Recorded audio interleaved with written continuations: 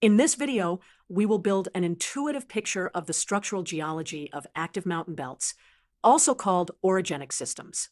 We will look at how thrusts, folds, shear zones, and normal faults organize from the foreland to the hinterland, compare thin-skinned and thick-skinned styles, introduce the idea of a critical wedge, and show key fabrics and strike-slip structures that help decode an orogen's history. Let us first sketch a simplified cross-section across a typical orogen. To the right, the foreland fold and thrust belt, where sedimentary cover is shortened above a weak detachment. In the middle, a high-grade metamorphic core bounded by a major ductile thrust and an opposite-dipping normal fault. To the left, the hinterland where extension or strike-slip may dominate in late stages. We'll begin with a surface and a basement backdrop, then add foreland cover layers, a regional detachment called a decollement, imbricate thrusts, and fault-related folds in the foreland, a metamorphic core with foliation and a ductile thrust, and an extensional detachment in the hanging wall. Finally, we will label the foreland, core, and hinterland zones.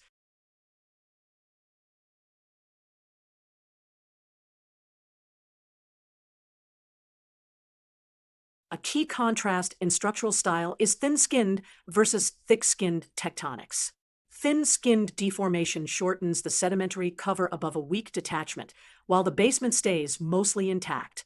Thick-skinned deformation involves reverse faults that cut into the crystalline basement, often uplifting basement chord anticlines. Let us compare them side by side. On the left, a thin-skinned belt with a salt or shale detachment and imbricate thrusts. On the right, a thick-skinned belt with high-angle basement, reverse faults, and basement uplifts. Why do many foreland thrust belts maintain a consistent shape? Critical taper wedge theory says the wedge adjusts its surface slope and basal dip to stay near failure. Here is a simple wedge with a basal detachment and a sloping top. We label the surface slope alpha and the basal dip beta. Adding material by convergence steepens the taper and triggers new thrusts until the wedge relaxes back to critical.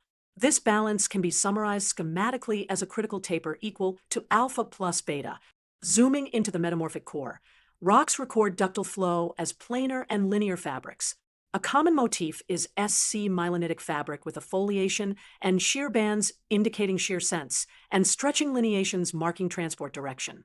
Let's draw a cartoon block. The long, closely spaced lines are the foliation called S. The short, steeper bands are the C shear bands, which indicate top to the right shear here.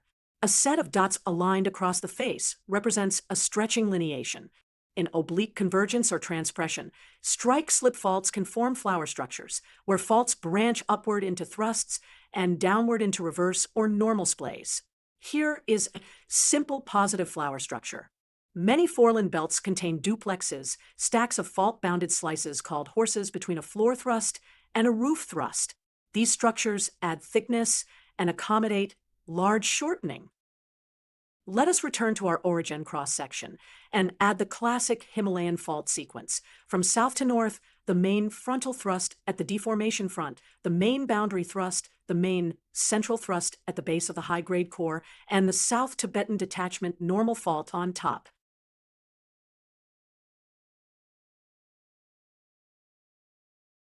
Different orogens share common themes, but differ in details. Himalaya, huge displacements and a strong thrust, normal coupling with a high-grade core. Andes, subduction-related, mixed thin and thick-skinned, magmatic addition, and volcanic tectonics. Alps, complex naps and multiple collision phases with inherited structures. Structural geologists quantify shortening with balanced cross-sections, restoring deformed layers back to their original lengths. Imagine a simple layer restored from a folded and thrusted shape back to a straight layer of the same length. To summarize, orogenic belts commonly show a foreland fold and thrust system above a detachment, a high-grade metamorphic core with ductile shear zones and lineations, and a hinterland that may evolve to extension or strike-slip. Thin-skinned and thick-skinned styles reflect whether basement participates. Critical wedge mechanics helps explain thrust spacing and wedge shape. Fabrics, duplexes, and flower structures record the kinematics that let us reconstruct the growth of mountains.